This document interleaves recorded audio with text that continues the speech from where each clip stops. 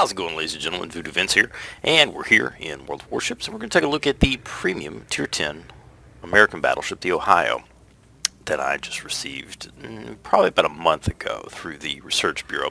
If you hadn't messed with the Research Bureau, essentially what it is under your armory tag, if you go and look over there, there's, after you get 5 Tier 10 premium boats, not just the Tier 10, actually complete 5 lines to get 5 premium Tier 10 boats, you will then get the Research Bureau tab where you can come in here and gather these boats up. There's 2 boats currently, the Colbert, the Tier 10 French light cruiser, and the Ohio.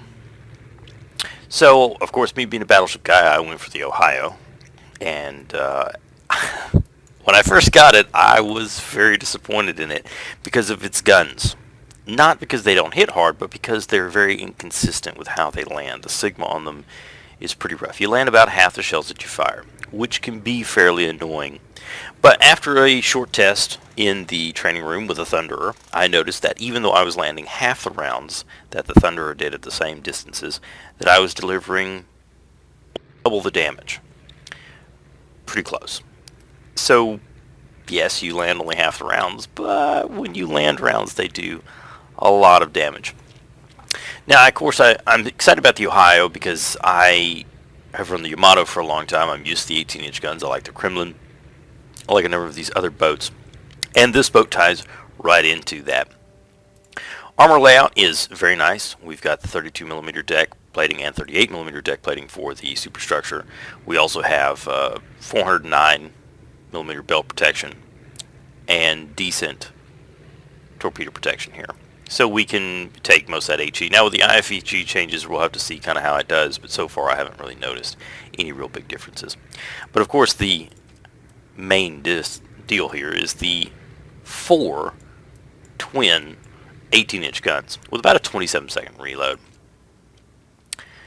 Yeah, 27.5-second reload with a 30-degree, 180-degree traverse time, which means that you can fight up close very effectively. You don't want to be super close, but you can. 21.6 kilometer defense with a 19-point commander. I have mine set up secondary stealth. How I have mine situated. So we've got priority target because I want to know if a DD's fighting me. Preventative maintenance for preventing things from getting knocked out. Expert loader so we can make that switch from HE to AP.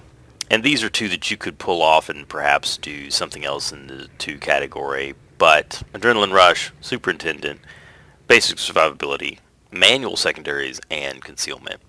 And with that we get a secondary range of about 9 kilometers.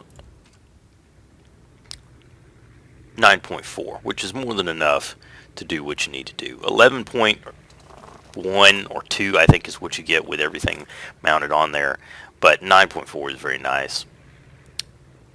And we get a concealment of 14 kilometers, which is 100 meters less than the not the Jean Bart, but the Republic at 14.1.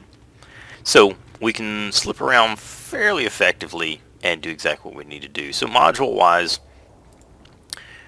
we've got just the basic layout here. Damage control, repair party, and a spotter or a fighter. Obviously you're going to run a spotter most of the time.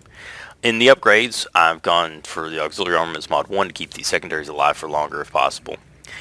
The engine room protection, since it now is more effective, honestly, you're, minus 5%, minus 3%, you could do all that if they're countering that with other stuff. I'd rather, if my engine or steering gears get tore up, that they repair quickly, because that's pretty detrimental to a battleship. We're going to go for the secondary mod 1 to increase that secondary battery range and dispersion. Damage control 2 to actually cut down on that stuff. You could go into steering gears, maybe propulsion. Steering gears would probably be the way to go if you weren't doing damage control 2. But with a sort of brawly type battleship, I think that the damage control is the way to go. So we're obviously running concealment as well. The torpedo lookout system and the ship consumable mod, I just don't see a real big benefit out of that. Concealment's way better in that regard. So with the guns and their Sigma, the dispersion is quite nice, but the Sigma is is pretty wonky with how the rounds land. Dispersion at maximum range, which is 21.6, is 244 meters, which is not bad. But when you fire at boats, as you'll see in this upcoming deal where I fight through this deal, the end of a game, it's pretty kind of crazy how you'll see rounds just splash all over and then all of a sudden, boom, it's a Citadel. And I throw a couple salvos out there that I didn't expect to get anything out of, and all of a sudden they achieve kills. Overall, a good boat if you're going for it. Most of the reviews I've seen have been old from the Super Test, and I think this Sigma deal that they do to the Ohio is a way of balancing it, because it's very tough.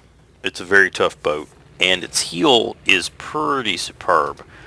577 HP a second, and you get 28 seconds of the reload. So I mean, you get a substantial amount of health back. I think it's around 16,000 health. It's in the super heal category, and it's very nice. You can come back from very near death situations and continue to swing. Once you drop to about 12 to 14 kilometers, 12 to 15 kilometers, this boat really starts doing a lot of work. Of course, you're well within danger zone for most cruisers and destroyers, and I think that was the intention with the boat. So she balances quite well and is a very powerful boat, and I feel that you can just kind of prowl within that kind of 15 to 20 kilometer range. You're closer if you want to, because you do have the quick traverse time. But 12 to 15K is about, I just prowl kind of outside of an area and just kind of track back and forth, shooting at everything that pops up, anything and everything. And with 18-inch guns, you can do it. You can just throw shells at whatever you want. You're going to do some damage to them. And about half your rounds are going to hit. You fire 4, you're going to get maybe 2 hits. You fire 8, you're going to get maybe 4 hits. But when those hits land, they're 5,000, 7,000, 10,000, all the way up to the maximum AP damage, which is going to be 15,750, which is nice when you get a couple Citadels. All right, well, enough with that. Let's go actually look at the game and take a look at that. Alrighty, well, so here we are in the game, top dog, tier 10, and I've pushed over to a side in order to support a Zao and a Shimakaze heading into A here. And eliminate this sound here. I'll go ahead and start the recording. So we're pushing into A, so what I want to do is I want to screen outside of this point. I know the Shimakaze is going to light some targets, and the Zao's out here and fairly thin, and I want to be that thing that the enemy goes, you know what, I don't really want to go in there against that Ohio, because people are still worried about them. You don't see a lot of them, and the few that I've seen, they're hit or miss. They're either do a very good job or they do a very poor job, and it's mostly a very poor job. And I'll be honest, when I first started with the Ohio, I sucked. I was terrible, because it was outside of anything I'd ever played before. It really didn't play like any boat that I've played. If I was going to compare it to a boat, I would say it plays much like the French battleships, the Republic, Jean Bart, the Richelieu to a degree, these heavier battleships that have the speed boost and things where you kind of rush in there. I expected this to be the Georgia, but bigger. But the Georgia feels like more of an aggressive flanker, where you're going to try and get in there, but you have extremely thin armors on the side. You got to pay to play. You're going to take some Citadels to give some Citadels. And this boat is not that. It can do that, but it's not its role. It is a big, burly monster that's a lot quicker than people expect. So this fight immediately turned into exactly what I thought it was. When I'm making my target selections, and I think that this is something that everyone should do, your target selections as a battleship, a cruiser, a DD, whatever, should be in essentially a set order. Destroyers first, especially if they're closer.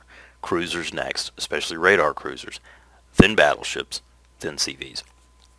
So the Shimakaze is lighting targets, and there's the Benson out there, and I can throw some shells at him, and I'm fairly reliable with my hits on destroyers at range. But there's a Stalingrad right there, and I don't want to lose this Shimakaze, because he has 20 kilometer torps, and I don't want to lose him. So I want to get this Stalingrad to back up. So what I start doing is I start throwing shells at him, and I just want him to go, look, you're not just going to get free shots here. So I'm sure his radar is up, and I'm sure he has the Shimakaze spotted, and he's starting to back up now. And I just want him to know that, hey, by the way, I'm still here and I see you, and I'm going to throw some shells at you. And you may get paid with a Citadel or a good amount of damage. I think he kind of squeaks into cover here, and we don't really deliver a lot of damage. 1,500 hit points. Not much. But he's aware of us. We're going to continue to kind of push this angle and push him back. So we saw that the Kurfürst was pushing south there along that angle. He's going to fire some rounds at me, but we've got a decent angle on. We'll take a little bit of damage. Nothing substantial.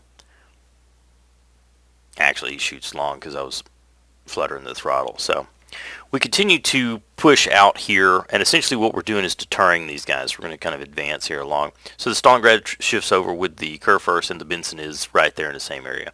Shimakaze and Zhao are both throwing their torps into that area, and what we want to kind of do is just roll up and go, no, you're not coming through here either. I'm still here. You're going to have to fight me to come through this area, and you're going to have to take all these torps.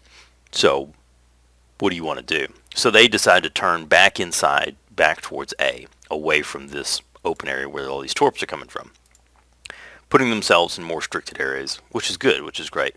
So essentially we're just tying them up. My team is doing some kind of crazy business over at C, and this game gets really crazy towards the end. Now they have 2 caps. We can't effectively fight our way into that cap against the Kurfürst and the Stalingrad currently, plus they have the Benson. And I don't want to take a bunch of Benson torps right out of the gate if I don't have to. I will if I need to, but at this point it's kind of a distraction game. I felt that the team over at C was fairly strong and they should be able to fight against them. The Shimakaze, trying to keep him alive, he ends up torping the hell out of the Kurfürst here and killing him, and he gets taken out. So now I'm looking for the Stalingrad. I know that he's in the area, and I know if I can eliminate the Stalingrad, I open up this flank for us, especially for the Shimakaze, where he can roll around and do what he wants to do. So we go for an angled off. He's still a heavy cruiser, but he cannot duel with me in the just straight gun-to-gun fight, even from nose on with these 18-inch shells. So he's also in secondary range, so we start throwing those at him, and we whittle him down until he goes away, and he dies. Shimakaze goes to cap, and of course we're looking, the teams are matched, and we have a little more health than they do, but we're well down in points. Shimakaze's going to cap A, B is still open, and our team is cap C. So hopefully we can kind of do a transfer here. And then relatively quickly, it goes south very fast, and the team just dies. And the next thing I know, it's kind of down to me, the Zhao, and the Shimakaze from the original engagement. It's just us 3. The Zhao has done a fairly decent job. He's shifted out here into the open water to put shells on these guys, cause problems. Now it's my job to come in and try and mop up. Now this is where some of the problems kind of happen, is that you have a 20 kilometer range, 21.6 or whatever, and you got that max dispersion plus the terrible sigma of this boat, so you really splash a lot of rounds and you don't get a lot of hits, and you're just hoping for those. You keep throwing shells, you just keep shooting, and of course with the 27-second reload, that's pretty nice, and you can throw shells fairly quickly. I mean, 27 seconds is nice for a battleship. So at this point, I'm looking for anything that's a detriment to my guys, my team. If I can get something off the Zhao, great. If I can get something off the Shimakaze, great. So we continue to advance, and we're looking for any kind of serious targets. Obviously, they still have a Salem. He's full health. They have a Smolensk. They've got this Hindenburg. They have a Shimakaze. They have a Benson. They got a lot of nasty stuff left, and I'm a battleship. And that's always a big threat, radar cruisers that have higher arc guns like the Salem, and the Shimakaze especially, because his torps are ridiculous. So we're detected currently. I'm expecting torps on the way. I'm doing my active maneuvering and stuff. This is the Smolensk firing from smoke, and so we're going to shoot back at him a little bit, but of course the RNG gods do not favor us this time, and we don't get any actual hits or dev strikes on him in the smoke. So we continue to advance into the islands here. The Shimakaze is going to continue to do this, and I kind of want to draw them in to where all of a sudden I just appear. I have that 14 kilometer range for detection, and I just want to suddenly be in amongst them. I have the Shimakaze here. He should spot out the other Shimakaze. Here comes some torps from the Benson. We're going to avoid those. So now my Shimakaze is in trouble. He's got a Salem extreme close range. I'm taking a lot of fire from the Smolensk, and that's a problem. So we go ahead and throw a salvo at the Hindenburg, throw another salvo at the Hindenburg, and as we turn back, we'll notice that just one shell, this one right here, or one of these two, actually lands the Citadel and destroys this guy. For you get a max roll, and the other 2 rounds splash. Boop. So all of a sudden, hey, the Zao is no longer has this guy right up on him, but we lost our Shimakaze. So now I'm in a world of hurt. I know that the Benson's over there. I know the Salem's over there. I'm detected, and I've got to fight these 2 guys, and I'm in a battleship. And so it's like, all right, so you're getting ready for that. Where's this Benson going to come from? So I was detected. Still am detected. I go ahead and I line up a salvo for the Smolensk. Now, this salvo is RNG and skill mixed. What happens is I don't have line of sight on him as I need the angle to shoot at him at, because he's going away from me. As you can see, he's 29 degrees off, and I need to throw those shells high and in front of him, but I don't need as much lead because he's going away. So I'm using 2 parts. Number one, I'm going to use my horizontal bar with my actual lined indicators on there, but I'm also using the spot reticle here on the actual map itself to see if my shells, if my gun spot is actually in front of him. And so I set my indicator for the same location both times, just throw 2 Hail Marys, and I'm no longer detected. So as soon as I'm no longer detected, this is where they saw me. I'm going to change directions, especially against that DD. As I'm doing that, all of a sudden, Citadel, devastating strike. Game over on that, Smolensk. So now the Zao is pretty much in an open area by himself, which is great. He can go to C. We're still down in points. I'm expecting to die to the DD, but I'm going to do as much damage as I can. Anytime that you have an open opportunity to get a heal in and get it completely knocked out before you have to engage people and you're not detected and not actively being engaged, you should take that. Go ahead and get your heal and get your regen started on getting the next heal, because you're going to need it in the gunfight. And it's a good thing because I ended up needing this health here towards the game. If I had not done this heal right now, there's a very good chance I wouldn't have lived through the entirety of the game, because I do. So we changed directions. We got AP loaded. I thought very hard about switching to HE, but I thought that the Salem may clear it, and I needed to alpha him off the field. Plus, overpins from an 18-inch gun are still pretty devastating to a DD. And I'm used to shooting DDs up close with battleships, so I wasn't as concerned with it. So as we're approaching here, we're waiting. The DD's going to either clear the island behind me, or he's going to clear the island in front of me, or he's going to wait. He clears it in front of me. We fire both forward turrets. Only 2 actually contact, the other 2 splash, leaving him with 218 hit points. Of course, I'm like, all right, here come the torps. I start turning it in, and fortunately, I take 4, and I'm able to avoid the rest of them. I'd set secondaries. They're a little bit behind, a little bit behind, a little bit behind, and then they finally splash and get him. So we go ahead and start bringing the guns on forward. We are already moving forward. There's no reason to not be aggressive. We go ahead and attack. Now at first this guy asked me, what's wrong with your secondaries? I thought that they had delayed and hadn't fired. I didn't see them actually shooting, and they were actually behind him but didn't see it until after the game was over. So we're going to go ahead and clear this corner. We're not detected, so we're going to go ahead and round this corner looking for the Salem. I had completely forgotten about the Shimakaze at this point. I didn't even think about it. I hadn't seen him, didn't know anything. Saw smoke, went, oh shit, DD. Shimakaze pops out. Boom, boom. 2 salvos, 2 hits, 2 guns. Sets secondaries again. Here come more torpedoes. But, fortunately for me, he does terrible throws. So I set the secondaries on him, and now my deal is to focus the Salem. Zao kills the Shimakaze, misses all of his torps, didn't get off his 3rd set, and now I need to get my nose on to this Salem as quickly as possible to start ricocheting rounds, and just continue to throw AP into him. Zao comes in, lands the final kill. I was a little bit upset because I was like, damn, I could have had 2 more for a total of 6 if the Zao hadn't killed him, but at the same time, I'm glad that I made it through that engagement. A lot of stuff going on in that game, a lot of good shooting, a lot of different stuff, but the Ohio, the boat itself, did that. I wouldn't have been able to do that with a Yamato. I may have been able to do that maybe with a Kremlin, maybe. The Kurfürst, again, wouldn't have reacted as quickly. there's ways that these other boats could have done that stuff, but I don't think it would have done it as effectively. And overall, the Ohio is a solid ship, but I don't think there's any current data out there on them. So I hope that this helped you out a little bit. You got to see a little bit about what was going on there, a little more insight into the gameplay and what was kind of going on when I did my shooting. The video for this, of where it's just happening, is uploaded as well, so you can go back and search that. But questions, comments, concerns, please let me hear them. I'm going to start doing more of this stuff, and I hope to see you guys next time.